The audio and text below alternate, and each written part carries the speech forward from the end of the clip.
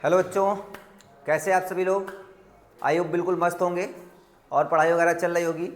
तो last class था हमारा system of particles and rotational motion. वो चैप्टर्स हम लोगों ने कवर किया था।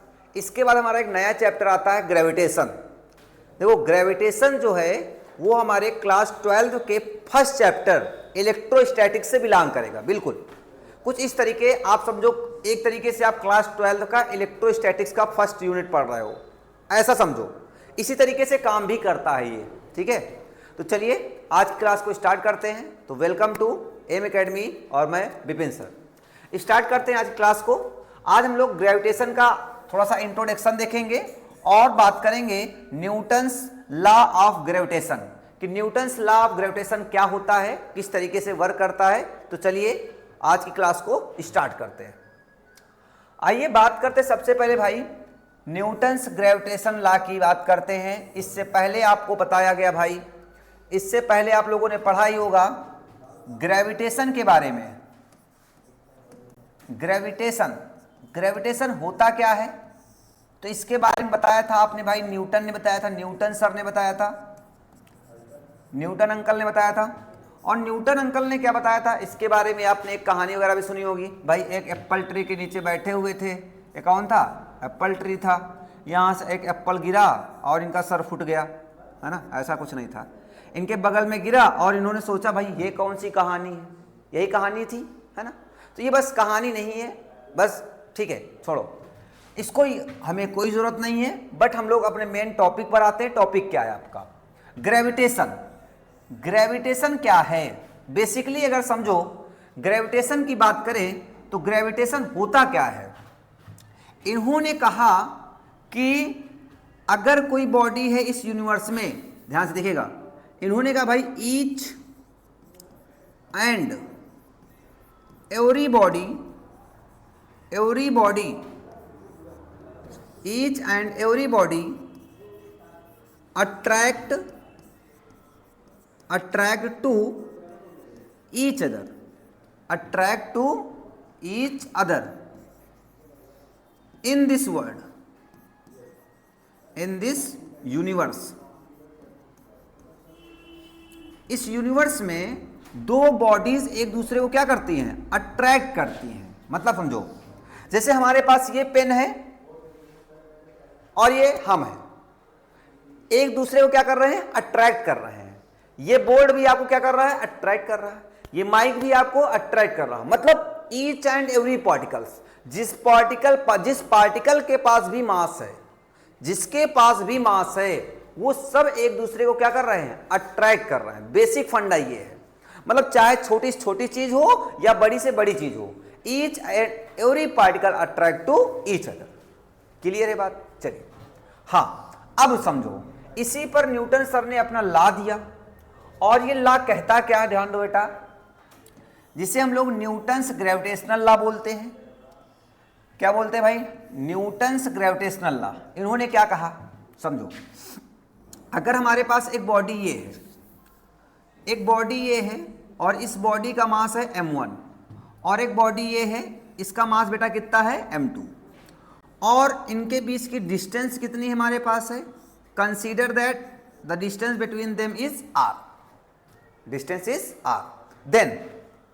देन अब क्या कहते हैं, दिस फोर्स, हाँ इन दोनों के बीच में क्या लगेगा, फोर्स लगेगा। और ये फोर्स हमेशा कैसा होता है भाई, अट्रैक्टिव होता है। कभी भी ये फोर्स रिपल्सिव नहीं होगा। अगर रिपल्सिव होता, देखो ये मार्कर है, ये मार्कर क्या हुआ, छोटे छोटे पार्टिकल से मिलकर बना हुआ है। ये पार्टिकल्स अगर एक दूसरे को अट्रैक्ट किए तभी तो ये मार्कर बन पाया। अगर ये रिपल्सिव होता तो इस यूनिवर्स में कोई भी चीज बनाना पॉसिबल नहीं था, है ना। तो ये हमेशा कैसा होता भाई, फोर्स अट्रैक्टिव फोर्स है। हमने कहा एक बॉडी m1 है और एक बॉडी क्या है मेरे पास, m2 है। इनके बीच की डिस्टेंस कितनी है, r। तो this force is directly proportional to m1 and m2, and this force is inversely proportional to the square of distance between the bodies m1 first and second. Consider this is the first and this is second. Clear इतनी बातें? चलो अब ये बात करो, अगर हम बात करें from equation first and second, from equation first and second. तो बेटा हमारे पास क्या आ जाएगा, दोनों को मिला लो, f is directly proportional to m1 m2 upon R square. Proportional का साइन हटेगा तो कांस्टेंट आएगा, क्या आएगा, g m1 m2 upon R square. तो यही हमारे पास क्या है भाई, Newton's law of gravitation. Newton's law of gravitation ये किसका है, न्यूटन बाबा का लॉ है। F equal to G m1 m2 upon R square. F equal to G m1 m2 upon R square. Clear है बात। अब सुनो, अच्छा क्या डिफिनीशन क्या कहती है, ये देखो डिफिनीशन मेरी है, each and every body in this universe attract to each other. बस ये सिंपल सा फंडा है। अब ये एक्चुअली थ्योरी क्या कहती है इनकी, कहती है द फोर्स ऑफ अट्रैक्शन, ये force is directly proportional to the product of the masses. हाँ देखो, ये m1 मास एंड ये m2 मास, m1 और m2 के क्या है, प्रोडक्ट के डायरेक्टली प्रोपोर्शनल है।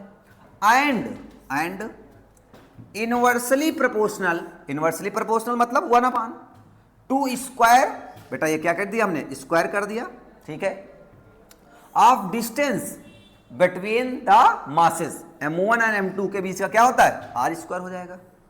क्या ये बात समझ में आ गई होगी, है ना।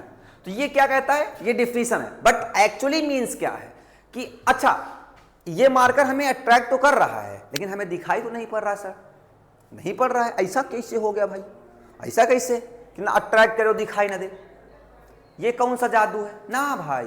देखो हमारा मास और आपका मास क्या है, बहुत ही कम है इन कंपेरिजन में।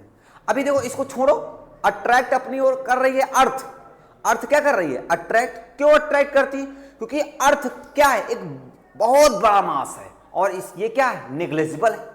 हम सब क्या है अर्थ के कंपेरिजन में निग्लेजिबल है। अगर हम ही जंप करते हैं तो कहां आते हैं, नीचे। ये ग्रेविटी जिसे आप लोग बोलते हो, ग्रेविटी कुछ नहीं है यार, ग्रेविटी एक तरीके से फोर्स ही है, किसका, ग्रेविटेशन फोर्स है। और ग्रेविटेशन फोर्स हमेशा कैसा होता है भाई, अट्रैक्टिव फोर्स है। कैसा फोर्स है, अट्रैक्टिव। तो बात समझ में आ गई होगी, बात समझ में आई होगी कि अट्रैक्ट कर रहा है एक बॉडी एक दूसरे को, अट्रैक्शन कर रहे हैं। अच्छा सर, तो सर ये अर्थ तो अट्रैक्ट करती है, हमें दिखाई भी देता है, बट हम एक दूसरे को अट्रैक्ट क्यों नहीं कर पा रहे हैं, क्योंकि हमारे मासेस जो हैं बहुत ही छोटे छोटे से हैं, है ना। जब ये मास बहुत लार्ज हो जाएगा तो क्या करेंगे, अट्रैक्शन आपको दिखाई देगा। क्लियर हो गई बातें, हाँ भाई, हाँ सुनिए, चलिए आगे ध्यान से देखते हैं क्या पढ़ाया आपको भाई। पढ़ाया गया F equal to G m1 m2 upon R square. आपको पता है भाई F हमारा क्या बेटा है, F is the known as the force of attraction, force of attraction. m1 and m2, m1 and m2 mass of bodies, mass of bodies है, ठीक है भाई, हाँ सही। अच्छा R क्या है, R is the distance,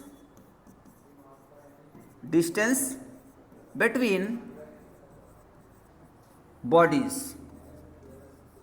arc मतलब कुछ बच्चे रेडियस समझ लेते हैं। अभी देखो इसी केस में स्फीयर जब आएगा, स्फीयर की क्या होती है, रेडियस होती है, तो बच्चे इसको आर को रेडियस समझ लेते हैं। रेडियस ना है यार, कॉन्सेप्ट एकदम क्लियर रखो, क्या है, डिस्टेंस बिटवीन टू ऑब्जेक्ट्स।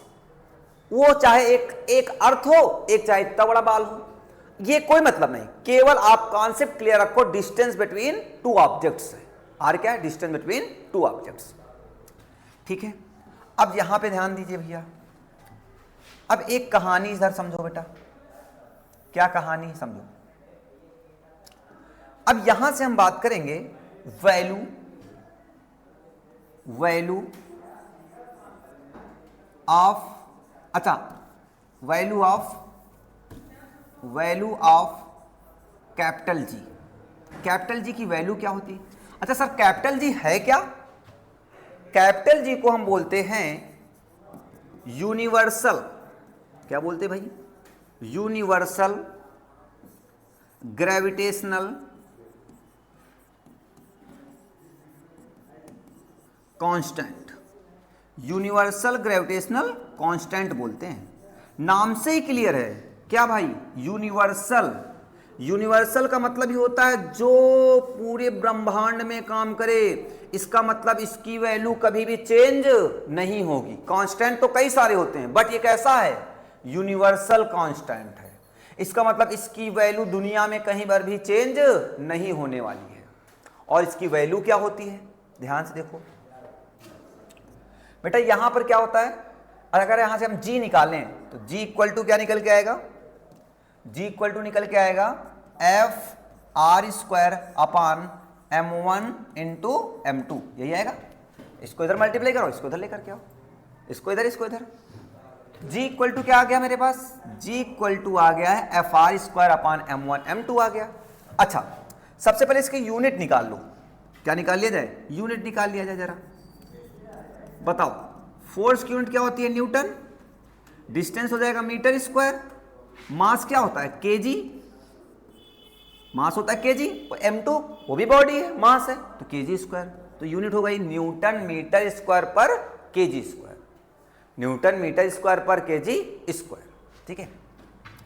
अच्छा, वैल्यू भी समझ लो। अच्छा, यहीं पर वैल्यू होती है इसकी 6.67 इंटू 10 की पावर -11 न्यूटन मीटर स्क्वायर पर केजी स्क्वायर। ये वैल्यू याद रखिएगा, कितनी होती भाई, 6.67 इंटू 10 की पावर -11 न्यूटन मीटर स्क्वायर पर किलोग्राम स्क्वायर। 6.67 इंटू 10 की पावर -11 न्यूटन मीटर स्क्वायर पर केजी स्क्वायर। अब इलेक्ट्रोस्टैटिक्स भी ऐसा ही काम करता है। जब आप इलेक्ट्रोस्टैटिक्स में पढ़ोगे चल के, ध्यान से देखो, अब जब एक इलेक्ट्रोस्टैटिक्स में पढ़ोगे चल के, तो आपने यहां पर क्या पढ़ा भाई, यहां पर पढ़ा F equal to G m1 m2 upon R square. तो वहां पर कुछ नहीं है। इलेक्ट्रोस्टैटिक्स का मतलब क्या होता है, चार्ज। वहां पर पढ़ेंगे हम F इक्वल टू जी नहीं, के Q1 Q2 अपान आर स्क्वायर। देखो यहां पर ये भी क्या है, आपका फोर्स है। ये कहां पर है, क्लास 11th में है आप। यहां कहां है आप, क्लास 12th में है। देखिए कुछ सिमिलरिटी भी है। जैसे यहां पर कैपिटल जी क्या है, यहां पर फोर्स है, बट यहां पर ये कैसा फोर्स है, ऑलवेज अट्रैक्टिव फोर्स होता है। बट यहां पर ये कैसा होता है, अट्रैक्टिव भी हो सकता है और रिपल्सिव भी हो सकता है, ठीक है। जैसे यहां पर कांस्टेंट g है, वहां पर कांस्टेंट क्या है, k है। आपको पता है g की वैल्यू भाई बताया ही गया आपको, 6.67 इंटू 10 की पावर -11 पढ़ाया। यहां पर इसकी वैल्यू होती है 9 इंटू 10 की पावर 9 होती है। यहां पर इनवर्सली प्रोपोर्शनल है, यहां पर भी इनवर्सली प्रोपोर्शनल है। यहां पर मास है और यहां पर क्या है, चार्ज है। बस ऐसे डिफरेंसेस पढ़ने को मिलेंगे, ठीक है। कोई नहीं, इसको नहीं पढ़ते हैं कोई दिक्कत नहीं है, आगे चलो। तो हमने क्या देख लिया भाई, वैल्यू देख लिया और यूनिट देख लिया, किसकी, कैपिटल जी की। हां, डायमेंशन तो बहुत ही इंपॉर्टेंट है इसकी, डायमेंशन तो बहुत ही इंपॉर्टेंट है भाई, बहुत ही इंपॉर्टेंट है। क्या होती है डायमेंशन, ध्यान से देखो, निकाल के बता दूं क्या, निकाल के बता दूं क्या, चलो सुनो। अच्छा भाई, फोर्स की डायमेंशन क्या होती है, mlt-2, r लेंथ होता है, l स्क्वायर हो जाएगा, अपान m1 क्या होता है, m होता है, m2 भी मास है, m है। एक m कैंसिल हो जाएगा तो डायमेंशन कितनी निकल के आएगी, देखो एक m नीचे बचेगा, ऊपर जाएगा तो -1 आ जाएगा, ठीक है। l कितने हो जाएंगे, l3 हो जाएगा। t की पावर कितना बनेगा, -2 बन जाएगा। ये आ गई m-1 l3 t-2। आई बात समझ में, क्लियर है ना, क्लियर। ये इंपॉर्टेंट भी भाई, इसकी डायमेंशन इंपॉर्टेंट होती है, इसकी पूछी जाएगी आपको, 1 मार्क्स का क्वेश्चन है, 1 मार्क्स का क्वेश्चन है ना, ठीक है, हो जाएगा। क्लियर है बात, चलिए आगे। अब बात करते बेटा हम लोग, ये समझ गए सभी लोग। अब सुनो, अच्छा अब बात करते बेटा कुछ प्रॉपर्टीज हैं। पहली इट का मतलब कैसा, फोर्स की बात कर रहा हूं। इट मतलब ग्रेविटेशनल फोर्स, इट मतलब ग्रेविटेशनल फोर्स। ये कैसा फोर्स है? It is always attractive in nature, attractive in nature, ठीक है। सेकेंड पॉइंट समझो भैया। सेकेंड पॉइंट क्या है? It is central force. Central force का मतलब क्या होता है? Line joining.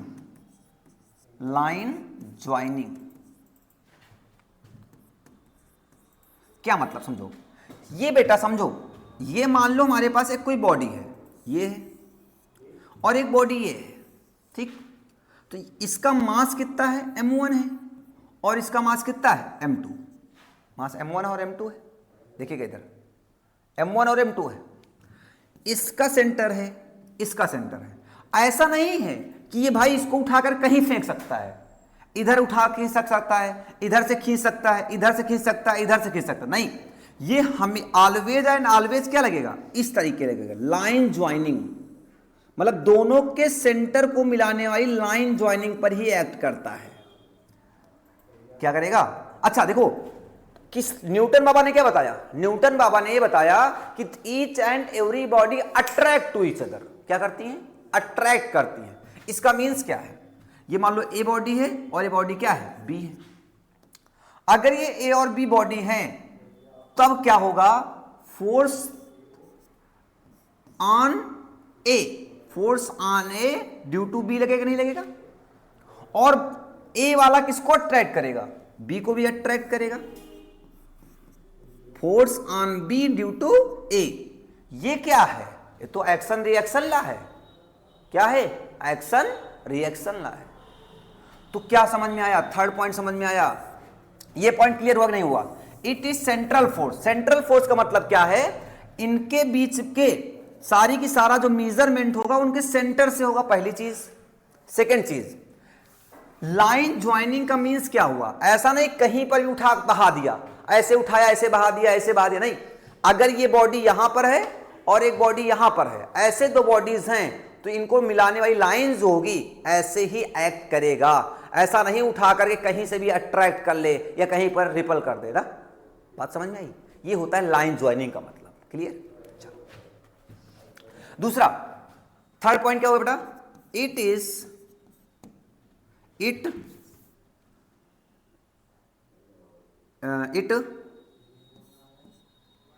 It follow the action reaction law. इसे हम लोग क्या बोलते हैं? Newton's third law. Newton's third law को भी फॉलो करता है। देखो, ये इसको अट्रैक्ट करे तो ये भी इसको अट्रैक्ट करेगा। इसका मास इसको इफेक्टेड करेगा तो इसका मास इसको इफेक्टेड करेगा। क्लियर हो गई बात? क्लियर है? अच्छा, अब जरा बताओ इन दोनों के बीच का फोर्स कितना लगेगा? F इक्वल टू, अगर डिस्टेंस हमारी कितनी है R, F इक्वल टू कितना लगेगा? G m1 m2 upon R square. ये तो बताया, F equal to G m1 m2 upon R square लगेगा। क्लियर हो गई बात ये? अब अगला पॉइंट समझो बेटा। Next point, point number 4। Point number 4 समझो क्या है पॉइंट नंबर 4। पॉइंट नंबर 4 में मैंने कहा it is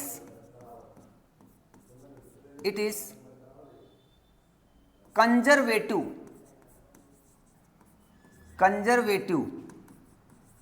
in nature. Conservative in nature, इसका मतलब क्या है भाई? सर कंजर्वेटिव का मतलब क्या हुआ? आपको पढ़ाया था conservation of energy, work energy theorem में पढ़ाया था। Energy neither be created nor be destroyed, it only can be transfer from one body to another body. हाँ, है ना। अब समझो क्या बात है, कंजर्वेटिव इन नेचर का मतलब क्या है, समझो जरा भाई। अगर हम कह दें ये हमारे पास एक बॉडी है और एक बॉडी ये हमारे पास है, इन दोनों का मास कितना है, m1 है, और इनका मास कितना है, m2 है, और इनके बीच की डिस्टेंस कितनी है, r है। अब ध्यान दो बेटा, अगर मैंने कहा इनके बीच का मीडियम क्या है, तो हमने कहा ये एयर में रखे हुए हैं। कहां पर प्रेजेंट है, एयर में प्रेजेंट है। अगर ये बॉडी एयर में प्रेजेंट है, कहां पर प्रेजेंट है भाई, एयर में प्रेजेंट है, तो एयर में प्रेजेंट होने से हुआ क्या, कहानी क्या हुई, मेरी बात को समझो। इनके बीच में फोर्स कितना लगेगा, F equal to G m1 m2 upon क्या लिखा हुआ है, r स्क्वायर। हाँ पक्का। अब जरा एक चीज ध्यान से देखिएगा, कंजर्वेटिव इन नेचर का मतलब क्या समझ में आया आपको। अब एक कहानी समझो यहां पे। अगर मान लो हमारे पास एक बॉडी m1 है, वही बॉडी है, वही बॉडी m2 है, और उनके बीच की डिस्टेंस भी सेम है बेटा, कितनी है, r है। अब मैंने क्या किया, इनके बीच में मैंने एयर फिल कर दिया, नहीं सॉरी, एयर तो फिल ही था आपके पास। अब चलो, हमने कहा इनके बीच में हमने लिक्विड फिल कर दिया, वाटर में डाल दिया, वाटर में डाल दिया, क्या डाल दिया भाई, वाटर में डाल दिया। डिस्टेंस सेम है, मास सेम है, सब कुछ मामला सेम है। अब इनको उठा करके हमने एक बाल्टी में डाल दिया, तब क्या होगा भैया, तब जरा ध्यान दो। तब कहते हैं न्यूटन सर, या फोर्स क्या कहता है, फोर्स कहता भैया मैं कुछ चेंज होने वाला नहीं हूं, मेरी वैल्यू पर कोई इफेक्ट नहीं होगा। ये वाटर का है और ये किसका है, एयर का है। तो कहते क्या हैं, कहते हैं भाई F for air equal to F for water, मतलब वाटर पर और एयर में दोनों कंडीशन पर मेरे फोर्स पर कोई इफेक्ट नहीं होगा। क्या ये बात समझ में आई, क्या ये पॉइंट समझ में आ गया, सबको समझ में आ गया। हाँ चलो, बहुत मेहनत लग रही ना, कोई नहीं। क्वेश्चन नंबर 4 हो गया। अब आता है 5, पॉइंट नंबर 5 देख लेते हैं। एक एक पॉइंट का मतलब समझ के चलते हैं। पॉइंट नंबर 5, पॉइंट नंबर 5 कहता है it is not affected, it is not affected by third charge, charge ना करके बोलेंगे क्या यहां पर, third mass, but it's net force F net, but its net force may be change। मतलब क्या मतलब समझो, क्या समझ में आया, समझो मेरी बात को समझो। इधर ये मान लो हमारे पास बेटा एक मास है, इस मास क्या है हमारे पास m1, और एक मास है किसका है, m2 है, ठीक समझो। अब बताओ इनके बीच की डिस्टेंस कितनी है, r। सर बार बार वही r डिस्टेंस लेकर के आप तो वही बार बार बता रहे हैं, नहीं समझो। F इक्वल टू कितना आएगा, g m1 m2 upon r square आएगा, ठीक। अब अगर मान लो यहां पर एक थर्ड मास लेकर के आ गए जिसका नाम हमने क्या दे दिया बेटा, m3 आएगा। तो क्या ये बताओ इसके बीच की डिस्टेंस हमने कहा कितनी है, r1 ले लेते हैं। तो ये बताओ, इधर सुनो, इधर समझो मेरी बात समझो, क्या इस थर्ड चार्ज के आने से इन दोनों के बीच में जो फोर्स लग रहा था F, क्या इस पर कोई इफेक्ट आया, क्या नहीं आया, इससे कोई इफेक्ट नहीं आया। अगर इन दोनों के बीच का फोर्स निकालोगे तो हमने कहा ना लाइन ज्वाइनिंग, ऐसा नहीं ऐसे घूम घाम के फोर्स लगेगा, ऐसे अट्रैक्ट करेगा, ऐसे घूम के आ जाओ मेरे पास ना, कैसे फोर्स लगेगा, ऐसे फोर्स लगेगा, ऐसे फोर्स लगेगा। इसका नाम हमने क्या दे दिया है, डिस्टेंस का नाम हमने R2 दे दिया थोड़ी समय के लिए, और इसका नाम हमने क्या दे दिया, R1 दे दिया। तो अब ये बताओ, इसका नाम फोर्स F1 दे दिया, इसका नाम क्या दे दिया, F2 दे दिया, ठीक है। तो क्या इस थर्ड चार्ज की वजह से क्या इनके बीच के फोर्स ऑफ अट्रैक्शन पर कोई इफेक्ट हुआ? नहीं हुआ, नहीं हुआ ना। बट अगर इस पूरे सिस्टम का नेट फोर्स फाइंड करोगे वो चेंज हो जाएगा, क्योंकि यहां पर एक थर्ड फोर्स भी अट्रैक्टिव आ गया है। क्या ये बात क्लियर हुई? हाँ, ठीक है। बहुत हाई लेवल का पढ़ाया जा रहा है, बिल्कुल दिमाग में बैठा के चलो, है ना। कोई भी क्वेश्चन आप कान से पढ़ते रहो, कोई भी क्वेश्चन छूटने वाला नहीं है। अभी आपको इसी पे डीपीपी भी प्रोवाइड कराने वाले हैं आपको, ठीक है। तो मस्त से साथ पढ़ते रहो, मजा आने वाली है, ठीक है। अगला पॉइंट समझो, अगला पॉइंट समझो, हाँ अगला पॉइंट समझो, अगला पॉइंट समझो बेटा। अगला पॉइंट है, पॉइंट नंबर कौन सा होगा, कोई बताएगा? Point number 6, point number 6, it is added by vector sum, vector sum. अरे इसको सिंपली समझो, इसे बोलते हैं एक्चुअली हम लोग सुपर पोजिशन। क्या बोलते हैं बेटा? Super position, super position of forces, super position of forces बोलते हैं। क्या है सुपर पोजिशन ऑफ फोर्सेस? समझो, जैसे मान लो भाई, ये हमारे पास कंसीडर करो, ये हमारे पास एक कोई बॉडी है जिसका नाम हमारे पास क्या है, m0, ठीक। यहां पर एक बॉडी m1 रखी है, यहां पर m2 है, और यहां पर m3 है, और यहां पर एक बॉडी क्या है, mn है। तो और इसके बीच की डिस्टेंस जो है, इसके बीच की डिस्टेंस हमने कहा कितनी है भैया, R1, ये बेटा हमारे पास R2, ये आपके पास R3, और ये आपके पास क्या हो जाएगी, R4, RN, क्या हो जाएगी, RAN हो जाएगी। ये R1 हो गई मान लो, ये R2 हो गई, ये R3 हो गई, और ये RN हो गई। अब पूछा जाए इस पॉइंट पर, इस पॉइंट पर नेट फोर्स बताओ कितना होगा भाई। अच्छा, इस पर कौन कौन फोर्स लगा रहा होगा? ये भी लगा रहा होगा, ये भी अट्रैक्ट कर रहा होगा, इसके द्वारा ये अट्रैक्शन और इसके द्वारा अट्रैक्शन, इन सब से अट्रैक्शन इस पॉइंट पर हो रहा होगा। अब फोर्स फाइंड करने के लिए क्या चाहिए, डिस्टेंस चाहिए, और डिस्टेंस बिटवीन टू मासेस चाहिए, डिस्टेंस बिटवीन टू मासेस, और क्या चाहिए, मास चाहिए 2। आपको पता है, मासेस भी पता है, डिस्टेंस भी पता है। तो ये बताओ, इसके बीच का अगर हमने कहा फोर्स F1 है, ये फोर्स F2 है, ये फोर्स F3 है, और ये फोर्स हमारा क्या है, Fn है। क्या है, Fn है। अब ये बताओ F नेट इक्वल टू कितना हो जाएगा आपके अकॉर्डिंग? क्या होगा, F1 plus F2 plus F3 plus till two Fn। Sir ऐसा कर दीजिए ना भाई ना, ऐसा नहीं होगा। क्यों नहीं होगा यार? ऐसा इसलिए नहीं होगा क्योंकि भाई फोर्स कैसी क्वांटिटी है, फोर्स कैसी क्वांटिटी है आपको पता है क्या, वेक्टर क्वांटिटी है। तो वेक्टर क्वांटिटी हल्के में तो ऐड नहीं हो जाएंगी ना, भारी होती है ना। क्यों भारी होती है? उसकी अपनी खुद की डायरेक्शन है ना, इसलिए क्या हल्के में तो ऐड होने वाली है नहीं, इसके लिए सिस्टम चाहिए। और सिस्टम क्या होता है भाई, वेक्टर सम। इनके ऊपर क्या लगाओ, वेक्टर लगाओ। क्या लगाएंगे, वेक्टर सम होता है।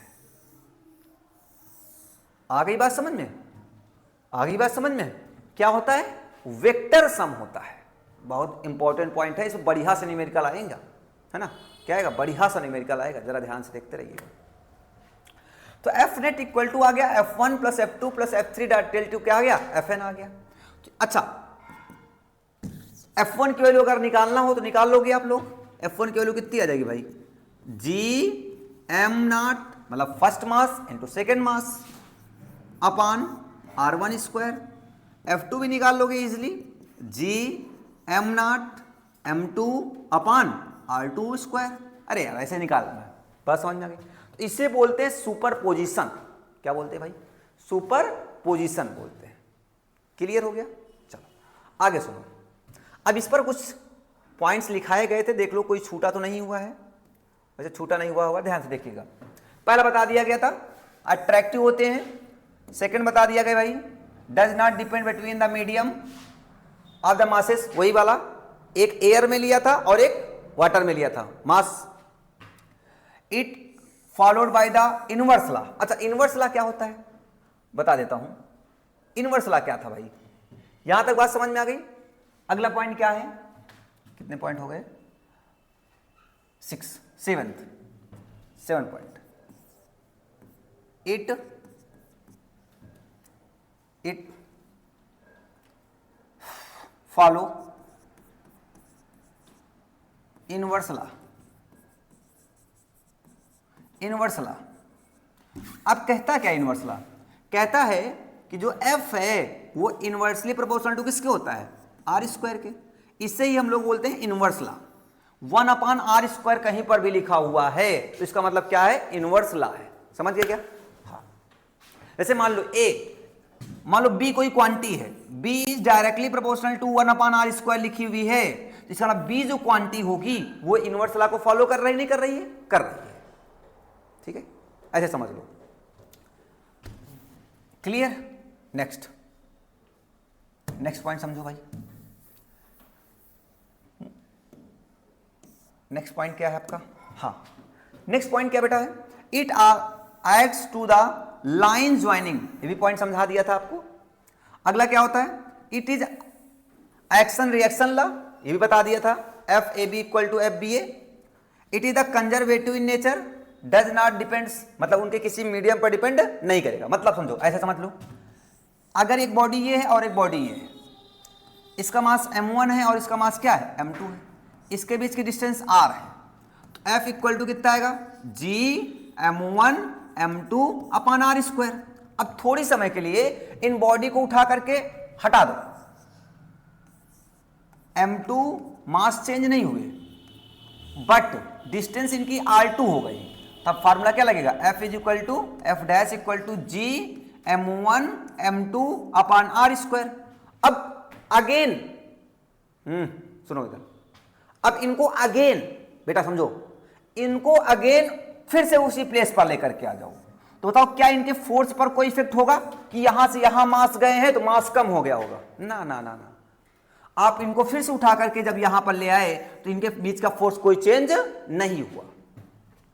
अगला क्या होता है, it does not affected by the third mass but net force will be change, पढ़ाया था आपको। Net force is always system of calculated by the superposition, अभी पढ़ाया था, कैसे होता है, वेक्टर सम होता है। The force between two masses extends to infinity. Force क्या करता है, एक्सटेंड्स करता है कहां की ओर भाई, इंफिनिटी की ओर एक्सटेंड्स करता है, कहां की ओर, इंफिनिटी की ओर। कैसे भाई, ध्यान से देखो कैसे करता है, समझिएगा मेरी बात को, कैसे करता है। पॉइंट नंबर कौन सा था ये, पॉइंट नंबर 8, हाँ पॉइंट नंबर 8, ध्यान से देखो बेटा, आपको पढ़ाया गया F = G(m1 m2/r²। देखो ध्यान दो बेटा, अगर यहां पर समझो F जो है वो इनवर्सली प्रोपोर्शनल टू किसके दिख रही है, r² के। F is inversely proportional to r²। अगर बेटा r की वैल्यू टेंड्स करेगी किसकी ओर, 0 की ओर, अगर r की वैल्यू 0 की ओर जा रही है, मतलब उनके बीच की डिस्टेंस क्या हो रही है, बहुत ही कम होती जा रही है। जब डिस्टेंस कम होगी तो बताओ फोर्स जो होगा वो फोर्स कहां की ओर एक्सटेंड्स करता है बेटा, फोर्स जो है वो एक्सटेंड्स करता है, टेंड्स करता है कहां की ओर, इन्फिनिटी की ओर। अरे यार ये वैल्यू 0 तो ये कितनी हो जाएगी, इन्फिनिटी हो जाएगी। और अगर r की वैल्यू इन्फिनिटी की ओर टेंड्स करती है, अरे मतलब एक यहां है और एक बहुत दूर है, एक बहुत दूर ऑब्जेक्ट है, तो बताओ इन्फिनिटी होगा। जैसे जैसे डिस्टेंस इंक्रीज करेगी तो बताओ फोर्स क्या करता है, डिक्रीज करेगा कि नहीं करेगा। तो इसका मीन्स क्या है, F जो है वो टेंड्स करता है किसकी, 0 की ओर, बट 0 कभी नहीं होता है, 0 होगा नहीं, 0 की ओर टेंड्स करेगा। आई बात समझ में क्या ये, हाँ सारे पॉइंट क्लियर हो गए सबको? ये सारे पॉइंट्स क्लियर हो गए सबको? ये सारे पॉइंट्स क्लियर हो गए? चलो एक क्वेश्चन ले लेते हैं प्यारा सा बस। हाँ समझो, क्या क्या फोर्स है? ध्यान से देखो बेटा, बहुत बढ़िया क्वेश्चन ले लेता हूं। एक चीज समझा देता हूं पहले तो। पहला question, question number 1। Question number 1 कहता है अगर मान लो बेटा बॉडी m है, m1 है, और एक बॉडी क्या है, m2 है, और इनके बीच की डिस्टेंस क्या है, r। तो सुनते सुनते हमारे कान पक गए सर, कान पक गए ना। एक बॉडी m1 है जिसका मास m2 है, m1 m2 दो बॉडीज हैं जिनके बीच की डिस्टेंस r है। अच्छा ये समझो भाई, इसके बीच में फोर्स कितना लगेगा, F इक्वल टू कितना लगेगा, G m1 m2 अपान कितना लगेगा, r²। अब अगर इसमें केस नंबर फर्स्ट, ध्यान से देखो, केस नंबर फर्स्ट, अगर body if mass of each particle या ईच बॉडी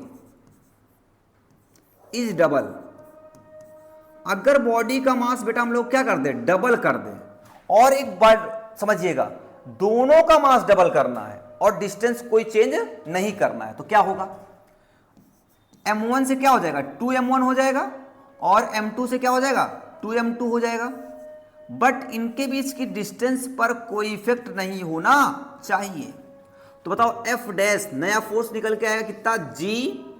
अब m1 ना बोलना, बोलो mass of first body into mass of second body.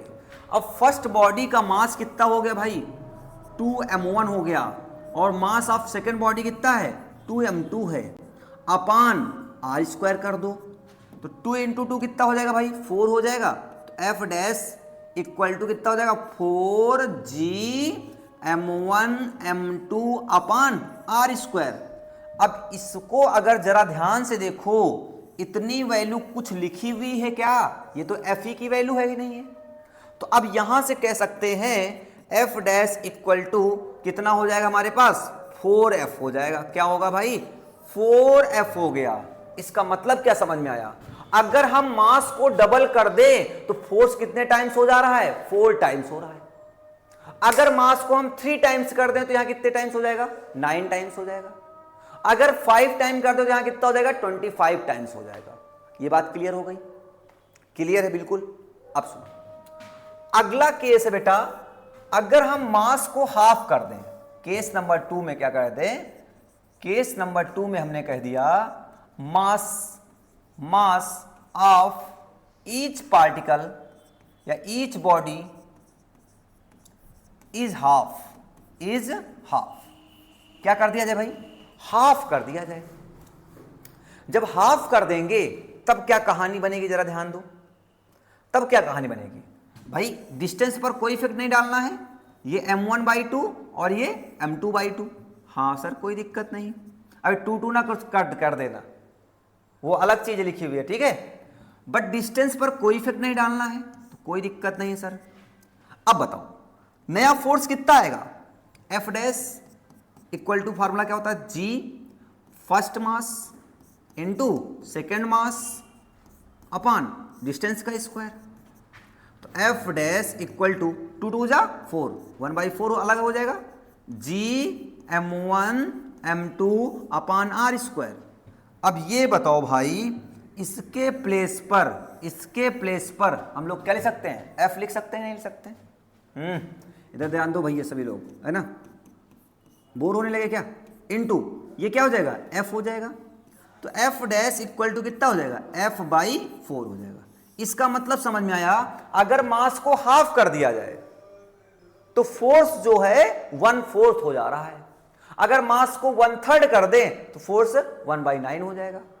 अगर फोर्स को 1/4 कर दें, फोर्स को नहीं भाई, मास को यार, किसको, मास को अगर हाफ किया तो क्या हुआ, 1/4 हो गया। मास को अगर हम 1/3 कर दें तो कितना हो जाएगा, 1/9 हो जाएगा। अगर हम m/4 कर दें तो यहां 16 हो जाएगा। ये बात तो क्लियर हो गई होगी पक्का। अब ऐसे ही केस हम किस पर बना सकते हैं, डिस्टेंस पर बना सकते हैं। एक बार डिस्टेंस को क्या कर दें, हाफ कर दें, और एक बार डिस्टेंस को डबल कर दें, दोनों केस बन सकते हैं। तो ध्यान दो, case number third, case number third, if distance is double, distance क्या हो जाए, डबल हो जाए बेटा। अब मास पर कोई इफेक्ट नहीं डाला मैंने, ध्यान से देखिएगा, मास m1 ही है, मास m2 ही है, डिस्टेंस कितनी हो गई, 2r हो गई। तो बताओ, डायरेक्ट बता दूं, f dash equal to g m1 m2 upon बेटा r स्क्वायर। तो r की वैल्यू r नहीं है, कितनी है, 2r, 2r का स्क्वायर कितना हो जाएगा, 4r स्क्वायर। अरे भाई 2r का स्क्वायर करोगे ना, तो f डैश इक्वल टू 1/4 कितना आएगा, g m1 m2 upon r square. अब ये किसकी वैल्यू है, ये वैल्यू आपकी किसकी है, f की है। तो f डैश इक्वल टू क्या आ जा रहा है, f/4। एक चीज और पता चल गई भाई, क्या पता चल गया, कि अगर फोर्स को 1/4 करना है तो मास को चाहे तो आप क्या कर दो, हाफ कर दो, या फिर डिस्टेंस को क्या कर दो, डबल कर दो।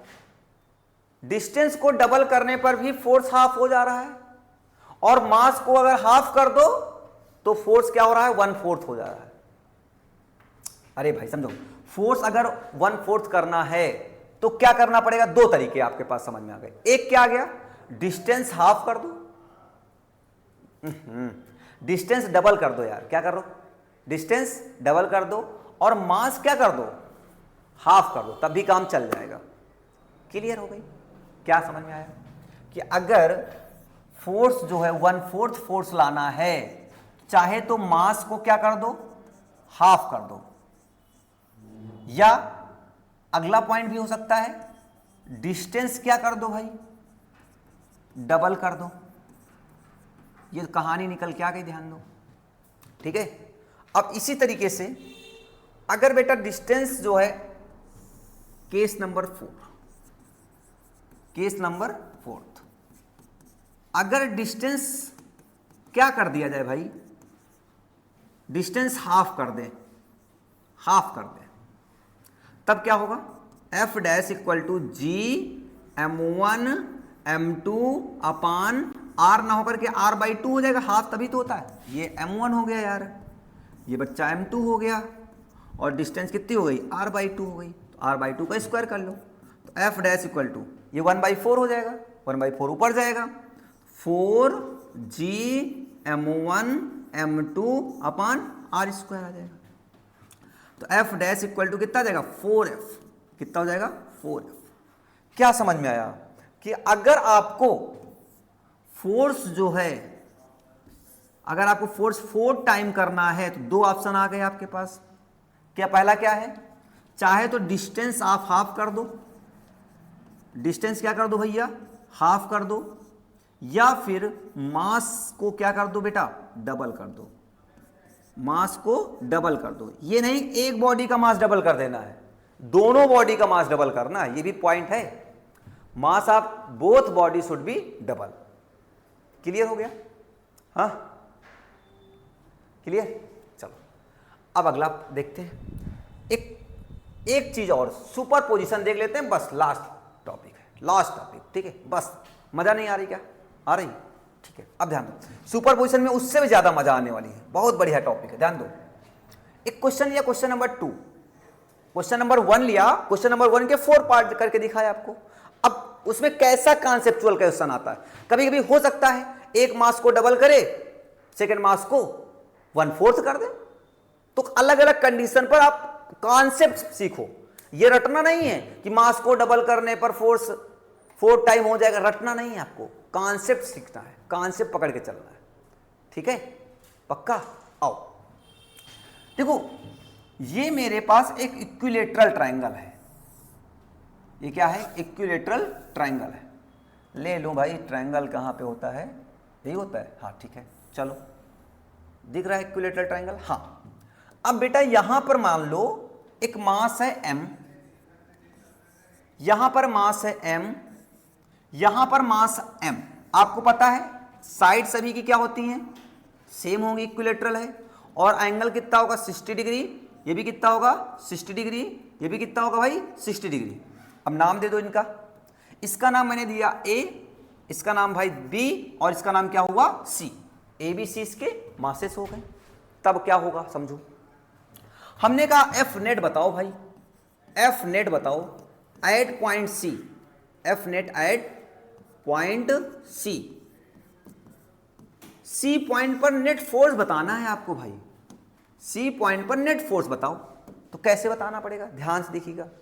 अब ये बताओ इस पॉइंट C पर इसका मास कितना है m है ना, हाँ m पॉइंट C है। चलो इस पॉइंट C पर कौन कौन फोर्स लगा रहा होगा, इस पॉइंट C पर कौन कौन फोर्स लगा रहा है, तो कौन कौन फोर्स लगा रहा है जरा ध्यान दो भाई। ये भी फोर्स लगा रहा है और ये भी फोर्स लगा रहा है। तो ये कैसा है, अट्रैक्टिव फोर्स होता है। तो ये इसको क्या करेगा, C के द्वारा अट्रैक्ट किया जाएगा, मतलब फोर्स ऑन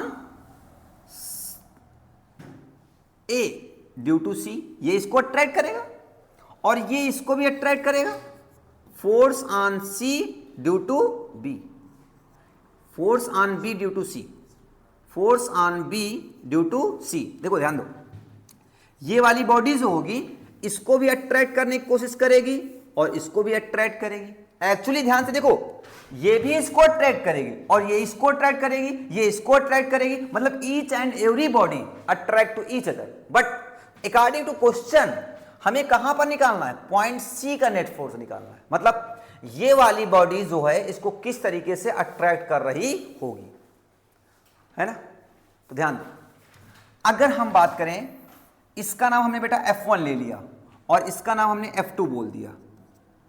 क्या बोल दिया, FBC को हमने क्या बोल दिया F2 और FAC को बोल दिया हमने F1। तो अगर मैं F1 निकालूं तो F1 इक्वल टू कितना होता है G, देखिएगा ये F1 है ना, first mass into second mass upon दोनों के बीच की डिस्टेंस कितनी है A का स्क्वायर हो जाएगा, रटना बिल्कुल नहीं है, G M स्क्वायर अपान क्या हो जाएगा A स्क्वायर बन जाएगा। और अगर हम F2 निकाल के देखें बेटा तो कितना होगा G, हाँ देखो F2 यही तो है, ये वाला force, first mass into second मास, ये second mass upon distance same है A अपान A स्क्वायर। तो क्या ये भी GM1 नहीं GM square upon A square कह सकते हैं। हाँ, आपको एक चीज दिख रही है क्या, F1 और F2 क्या है, दोनों मैग्नीट्यूड में सेम है, F1 और F2 मैग्नीट्यूड में क्या है भाई सेम है। क्लियर है। चलो अगर ये सेम है तो F नेट निकालो भाई। तो F नेट क्या कहेगा हमारा, F1 प्लस F2 नहीं कहेगा, F1 vector plus F2 vector कहेगा। तो ये बताओ अब दो वेक्टरों का रिजल्टेंट कैसे निकालते हैं, दो वेक्टर्स का रिजल्टेंट कैसे निकाला जाता है, पढ़ाया था, पैरेललोग्राम लॉ और ट्रायंगल लॉ पढ़ाया था। R is equal to under root A square plus B square plus 2AB cos theta पढ़ाया गया था। Where theta is the angle between A vector and B vector. क्या पढ़ाया था, थोड़ा सा रिकैप मार देते हैं। क्या पढ़ाया था, यहां पे देखो R इक्वल टू पढ़ाया था under root A square plus B square plus 2AB cos theta, 2AB cos theta. अब सुनो भाई, तो यहां पे वेक्टर लगाना पड़ेगा, क्यों लगाए, क्योंकि वेक्टर क्वांटिटी है फोर्स। तो अब ये बताओ F नेट इक्वल टू कितना आएगा, अंडर रूट, बेटा A का काम कौन कर रहा है F1 और B का काम कौन कर रहा है F2। F क्या होगा F1 square plus F2 square, और F2 के प्लेस किस क्या रख सकते हैं F1 plus 2F1 into F2 के प्लेस पर F1 इंटू cos थीटा। अब बताओ थीटा क्या है, angle between A vector and B vector. तो यहां पर ध्यान से देखो, ये मेरा F1 वेक्टर, ये मेरा F2 वेक्टर, इन दोनों के बीच का एंगल है। तो ये एंगल बेटा एक्चुअली है कितना मेरे पास, देखो 60 डिग्री है, तो यहां पे 60 रख सकते हो। तो F नेट इक्वल टू क्या आ सकता है अंडर रूट, बताओ F1 square 2F1 square plus 2F1 square into, यहाँ पे cos 60 रखो भाई, एंगल कितना दोनों के बीच का है 60 है, 60 और cos 60 की वैल्यू कितनी हो जाएगी 1/2 हो जाएगी, 2 मर जाएगा, जब मर गया 2 तो एफ नेट इक्वल टू क्या आ गया अंडर रूट ए भाई, यहाँ पे क्या हो गया 2F1 स्क्वायर और F1 स्क्वायर कितना हो गया 3F1 स्क्वायर बन जाएगा। ठीक, अब अंडर रूट से बाहर आ नहीं पाएगा तो एफ नेट इक्वल टू 3 बाहर आएगा नहीं तो अंडर रूट 3 लिख दो, F1 स्क्वायर बाहर आ सकता है तो क्या आ जाएगा F आ जाएगा, F कह लो या F1 कह लो भाई, F1 लिखा आपने, तो F नेट की वैल्यू बेटा कितनी आ जाएगी हमारे पास अंडर रूट 3 इंटू, देखते रहिएगा F1 की वैल्यू कितनी है, अरे यार F1 चाहे F1 बोलो चाहे F2 बोलो दोनों इक्वल ही हैं, कितनी है GM square upon A square. ये बढ़िया सा क्वेश्चन था आपका, किसका था सुपरपोजिशन का, किसका था सुपरपोजिशन का, समझ में आया क्या। सेम क्वेश्चन सिर्फ यहां मैं चार्ज ले लूंगा, मास की जगह क्या ले लूंगा चार्ज, आपको इलेक्ट्रोस्टैटिक्स में पढ़ाऊंगा, क्लास 11th में पढ़ाऊंगा, सिर्फ मास के प्लेस पर चार्ज लेकर के क्वेश्चन को सॉल्व किया जाता है, समझ में आई बात क्या। हाँ चलो एक क्वेश्चन और, चलो मजा आएगी, ध्यान से देखो, इससे बढ़िया सा क्वेश्चन, थोड़ा सा बढ़िया क्वेश्चन देखो भाई, पढ़ाई करो है ना, बोर्ड पेपर हो गए हैं, अब सिर्फ और सिर्फ पढ़ाई करो, बोर्ड पेपर मतलब इस हाफ ईयरली एग्जामिनेशन भाई, रिजल्ट भी आने वाला आप लोगों का, मिठाई उठाई लेकर के आना ना, डंडा खाना घर में है ना, पढ़ाई नहीं करो डंडा खाओगे ही। अब ध्यान दो क्वेश्चन नंबर 3, ये मान लो बेटा हमारे पास क्या है एक स्क्वायर है, अब की शेप चेंज कर देता हूं, स्क्वायर ले लेता हूं, दिख रहा है स्क्वायर, हाँ ठीक, अगर बेटा स्क्वायर है, हाँ यहां पे इसका नाम दे देते हैं A B C और D, अगर आपके पास पता है ये स्क्वायर है तो ये साइड A होगी भाई, ये भी A है, ये भी A है और ये भी क्या होगी A होगी, है ना, ये भी क्या होगी A हो जाएगी। अब समझो अगर हमने कहा इस पर मास कितना है, अरे मास की वैल्यू कुछ भी ले लो भाई, यहां पे मास हमने कहा M है, यहां पे M है, यहां पर भी M है, यहां पर भी M है और यहां पर भी मास कितना है M, सब जगह मास M है, M मास की बॉडी यहां पर प्लेस है, तब क्या कहानी बनेगी, M मास की बॉडी जब प्लेस हो जाएगी तब क्या कहानी बनेगी, जरा ध्यान दो। अगर क्वेश्चन पूछ लिया गया कि भाई F नेट बताओ किस पर, एट C बताओ, नहीं C क्या, चाहे जहां ले लो भाई, B ले लो, B C D A कुछ भी ले लो, सब सेम आएगा, सब क्या आएगा सेम आएगा, ठीक है। अब इधर समझो, हाँ भाई अब सुनो, इस पर लगाना है B पर, तो ये बताओ B पर कौन कौन फोर्स लगा रहा होगा, B पर कौन कौन फोर्स लगा रहा है भाई, C लगा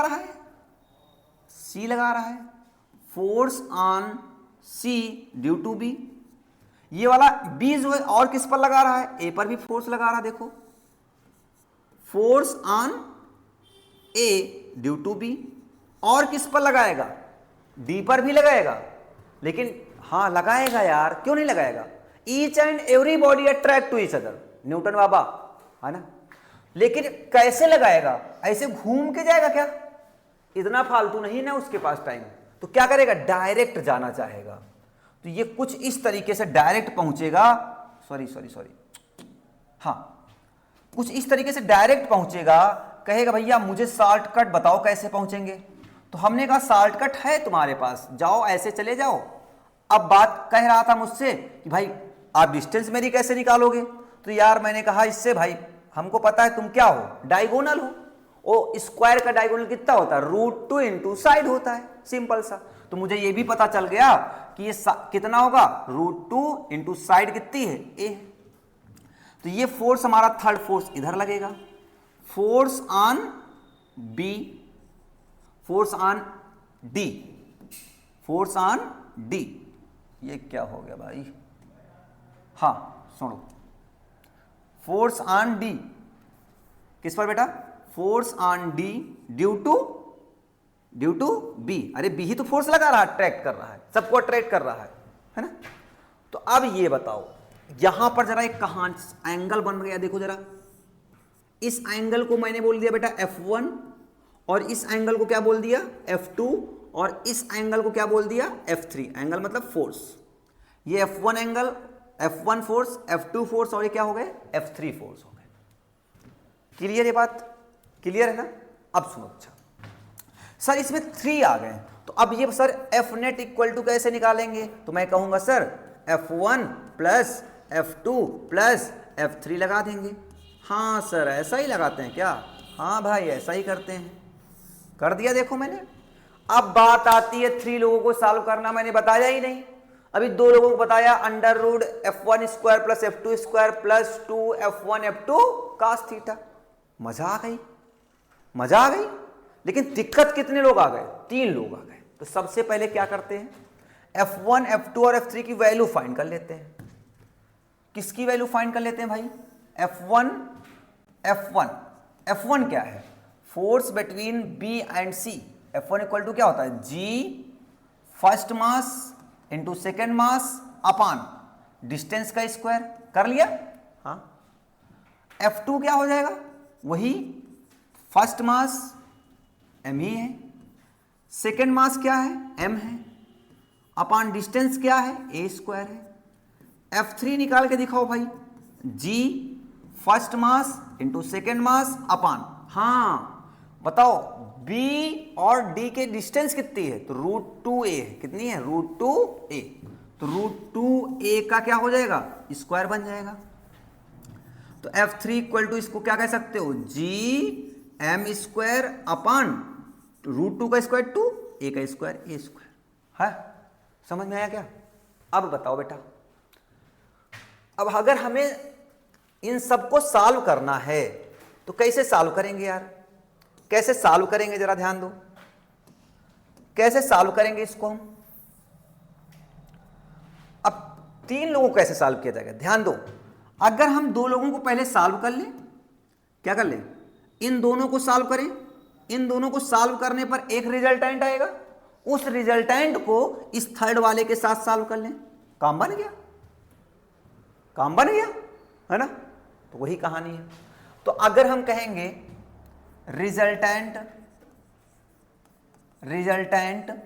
of F1 and F2 is F4।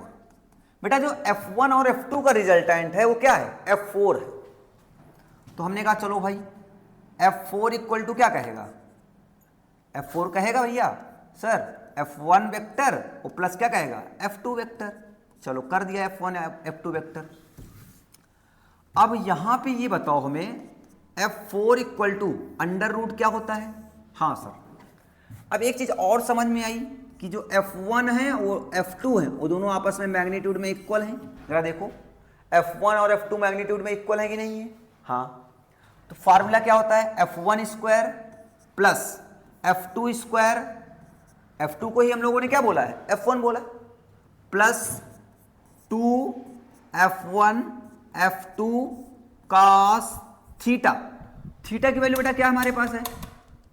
Theta की वैल्यू जरा ध्यान से देखो, ये क्या है आपका? ये आपका क्या है? F1 और ये क्या है आपका? F2। इन दोनों के बीच का एंगल कितना दिख रहा है आपको? 90 दिख रहा है, नहीं दिख रहा? तो यहां पर क्या बोलोगे? cos 90।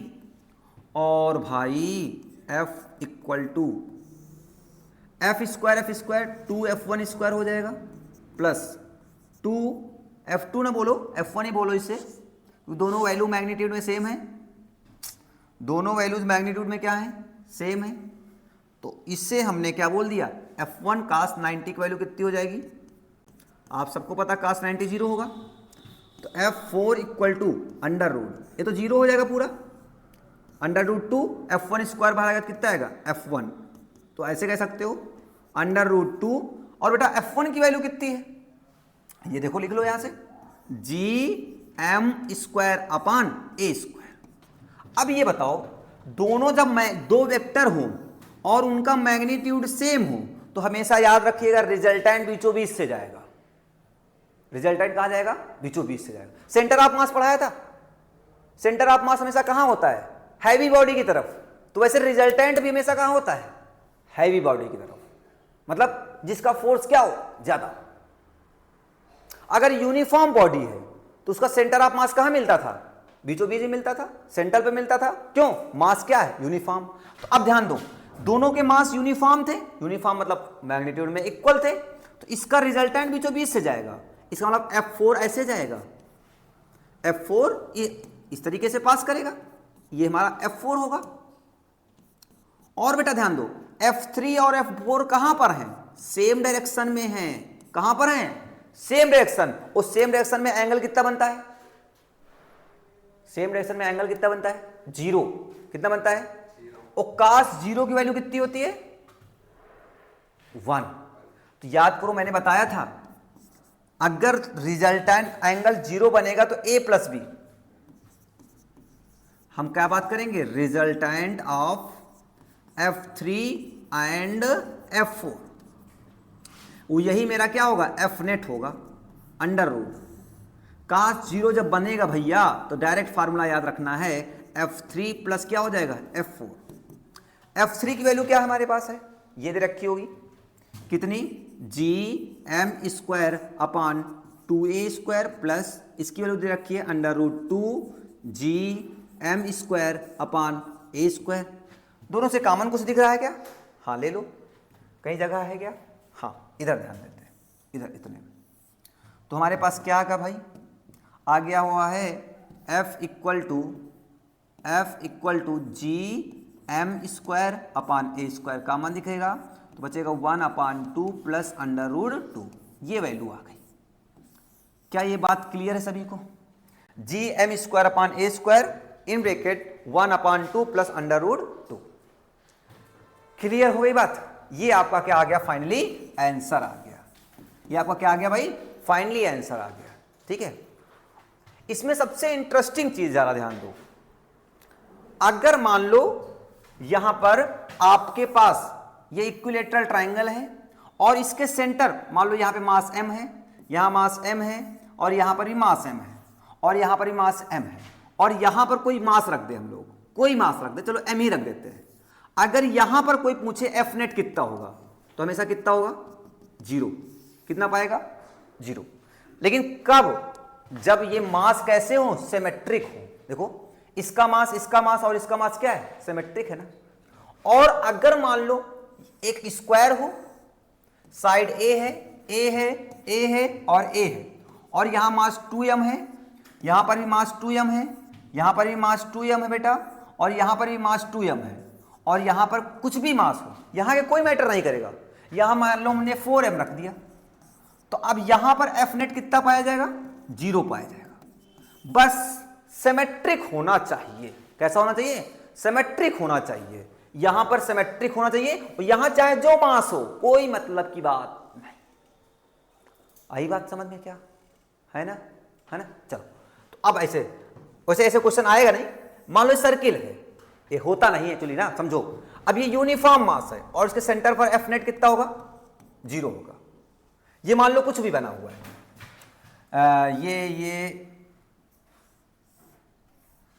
ये क्या बन गया, 1 2 3 4 5 ऑक्टा, 1 2 3 4 5। अब यहां पे मान लो मास निकालना है, यहां पर सब सिमेट्रिक है, m है, m है, m है, m है, m है, m है, और यहां पे निकालना है 2m रखा हुआ है मान लो, यहां पे मैं फोर्स निकालना हो, F नेट निकालना हो, तो F नेट कितना पाया जाएगा, 0। कितना पाया जाएगा, 0। क्या बात समझ में आ रही, सिस्टम है सब में, बस आंखी मूंद कर मार दो, बस खत्म। ओके, तो आज क्लास को यहीं तक रखते हैं भाई, समझ में आ रही बातें। मिलते हैं भाई हम लोग अगली वीडियो पर, और ये हमारे कुछ सोशल मीडिया हैंडल्स हैं जिन पर जो ये आपको पढ़ाया गया जितना भी, इसकी PDF नोट्स, और आप PDF नोट्स टेलीग्राम चैनल पर एम एकेडमी सर्च करेंगे तो वहाँ पे मिल जाएगा, वहाँ पे जाकर के इसको डाउनलोड कर सकते हैं और बढ़िया सी नोट्स तैयार कर सकते हैं, ठीक है। और फेसबुक पे अगर आप देखना चाह रहे हैं तो एम एकेडमी क्लासेस के पे मिल जाएगा, ये सारा का सारा लेक्चर्स भी मिल जाएगा, और इंस्टाग्राम पर अगर आपने हमें फॉलो नहीं किया तो फॉलो कर सकते हैं, एम एकेडमी ऑफिशियल के नाम से है। और अगर मेरा एक पेज है physics and maths by Vipin sir, वहां पर भी जाकर के आप हमें फॉलो कर सकते हैं। तो ये हमारे सोशल मीडिया हैंडल्स हैं, डिफरेंट सोशल मीडिया हैंडल पर हम लोग अवेलेबल हैं। वहां पर भी जाकर के आप हमारी वीडियोस को देख सकते हैं और कमेंट कर सकते हैं कि कैसे हमारी वीडियो आ सकती हैं, अपने सजेशंस भेज सकते हैं और अपने डाउट्स को भी पूछ सकते हैं। तो थैंक यू, आज के लिए इतना ही, मिलते हैं हम लोग अगले एपिसोड पर।